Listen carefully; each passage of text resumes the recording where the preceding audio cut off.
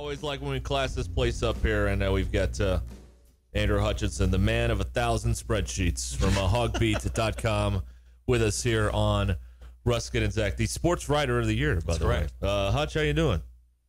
Doing good, guys. How about y'all? Doing good. Appreciate you stopping by here. And I like the all Arkansas draft team. We were talking about that a little bit earlier. I assume the defensive side will come out tomorrow. Is that how this is going to go? Yep, it's already plugged in the system and ready to drop sometime tomorrow morning. So who's the greatest draft pick in school history?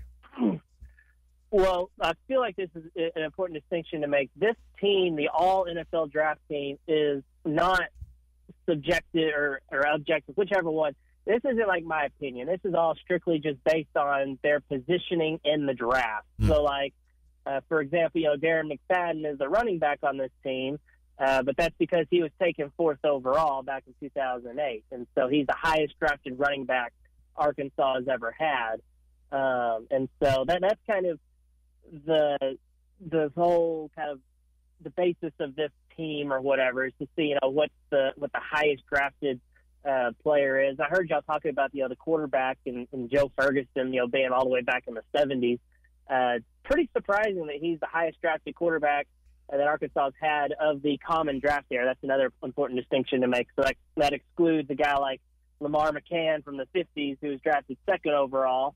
But that was back before the AFL-NFL merger. So that's kind of the basis of the offensive and defensive all NFL draft team. Okay, so it's based on draft position, not necessarily the career.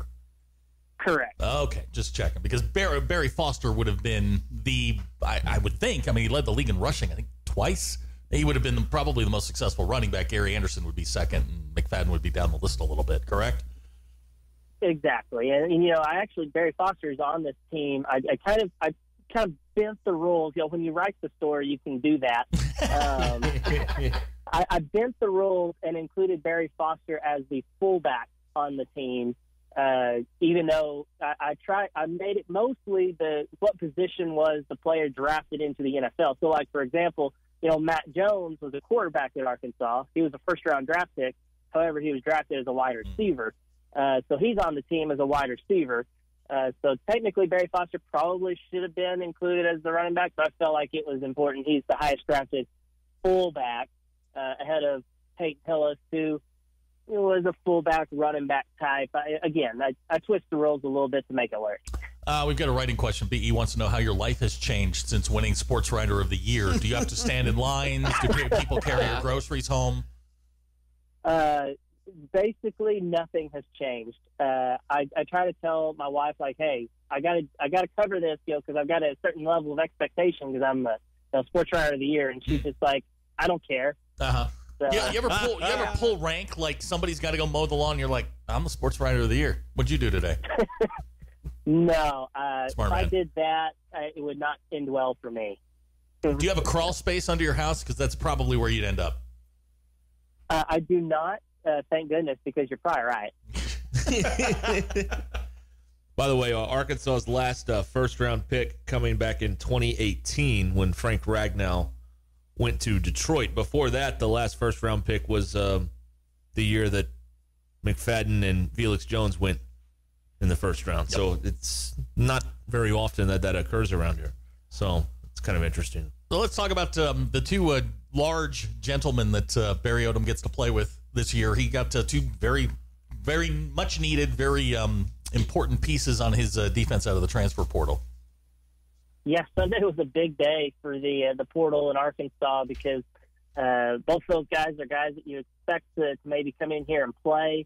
Markel Utsi or Utsi, I don't know how to pronounce his name, but he's from Little Rock. Started at Missouri, so you think that he'll be a guy that can contribute, and they wouldn't have brought him in if Barry Odom didn't think he could play. Barry Odom should know him better than anybody because he coached him for 4 years before coming to Arkansas. But then, the guy that I'm personally really excited about is this John Ridgway, the FCS transfer from Illinois State. When he first got offered by Arkansas, I was a little bit puzzled. I'm like, why would they be offering a guy from the FCS ranks? Is this guy really any good. Like, yeah, I know he's big or whatever. But then, shortly thereafter picking up the Arkansas offer, suddenly you see Penn State offering, Texas offering, some other big-time programs. I'm thinking, okay, maybe Arkansas knows what it's doing. And he was one of the most coveted transfer portal guys, regardless of FCS, FBS. Big guy, has really good athleticism. I think he's still relatively new to the position. I think he was an offensive lineman before moving over there in college, maybe. I'm not 100% sure on that. But I'm anxious to see I don't think anybody, I haven't read anything of anybody talking to him. I'm really anxious to see kind of what his story is. Why did he end up at Illinois State? Why wasn't he recruited so much out of high school? But I see his frame, I see everything, and I get excited by the potential, and I think he has 2 years here at Arkansas, so that's also exciting. He's similar to Jonathan Marshall the way he plays. Very, very similar. Oh. He's probably a little bit bigger, but he's very, very similar. I watched a number of the FCS games this year, and he's a guy that jumps out at you because he's a mountain. I mean, if he's listed at 6'6", so if that's really the case, that's a really so he's really 6'4", tall, defensive. Yeah, he's really 6'4", which is fine. I mean, that's good size for an interior defensive lineman. Exactly, and so I'm anxious to see what he looks like and how he does. Once he gets to Arkansas, see if he can immediately. He's got to beat out. Right now, it looks like Isaiah Nichols and Torian Carter are the top defensive tackles on the roster. So how are these new guys going to factor into that? Especially you lose Enoch Jackson. And so you probably knew you needed to get one. I was a little bit surprised they brought in both of them. I'm really just anxious to see once fall camp rolls around, what the depth chart looks like at that position. Well, he literally fills in Jonathan Marshall's spot, and then Isaiah plays the other side, and then you've got your two ends. You're back to what you had last year, where you don't have to kick Isaiah over into Jonathan Marshall's spot. Isaiah's not built that way. He's only 290 pounds. And that's if they stick with the four-man front, too. Right. It seems like they've been doing a lot of three-man front. I think they did more three-man during spring ball than they did four-man, but then they did solely four-man front in the spring game. So I honestly have no idea what they're going to do. I think they may bounce back and forth depending on what kind of team they play. But, especially if they go in that four-man front, I think those additions are even bigger. We're talking with Andrew Hutchinson from HawgBeat.com, part of Rivals here on Ruskin and Zach. We've been searching for the drama for baseball, and I think what I've come up with, Hutch, is Kevin Kopps putting together the most dominant season of any Razorback in any sport we've ever seen. Oh, that's tough. The way they're using him makes him, I think, have a case. His numbers, Arkansas had guys that had similar numbers, more saves. Matt Cronin had a lot more saves, but he was a guy that would come in in one inning or maybe two. Kevin Kopps is being used for 3 innings at a time, and he had a 4-inning outing the other day, and he's just not allowing guys to put the ball in play even. And so it's truly incredible, and I think he's.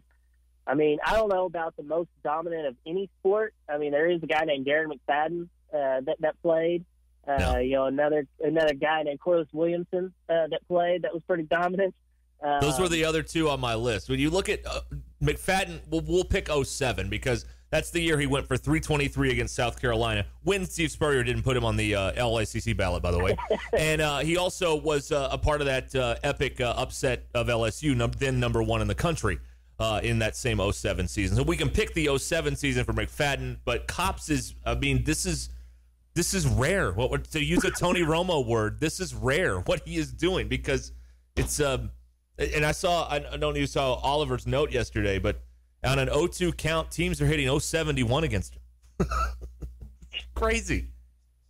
And if you really dive into the numbers and I've got the breakdown, obviously that's not surprising to y'all. Yeah, we love it. Is his swing and miss rate is just incredible. I don't have the exact numbers in front of me, but for the season, it's around 30%. And that is, I don't know how it compares across college baseball because it's just those analytics aren't available as widely as they are like at the major league level. But if you look at the big leagues, I mean, a 20% swing and miss rate is just unheard of. And Kevin Kopps is at 30%. And so that's just, it's unreal. And he's doing it against SEC competition. I'm pretty sure his swing and miss rate is higher against SEC competition than it is against non-conference competition. And that is just mind-blowing, too, because Arkansas is playing some really good teams that are among the top offenses in the country, and he's just making them look silly. So over the next 30 days, as this thing starts to wind down and you start to get towards the postseason, what are we looking for where you might see cracks in the facade? What are you concerned about? You know, I'm less concerned now than I was, if we talked at this time last week, but the starting pitching has been an issue all season. They've made it work because they have enough depth in the bullpen, and even though the bullpen's numbers aren't great, I feel like the bullpen is better than those numbers indicate. And so I think the starting pitching is there now. You feel pretty good about what Patrick Wicklander can give you, about what Peyton Pollack can give you. Who's going to be that number 3 guy?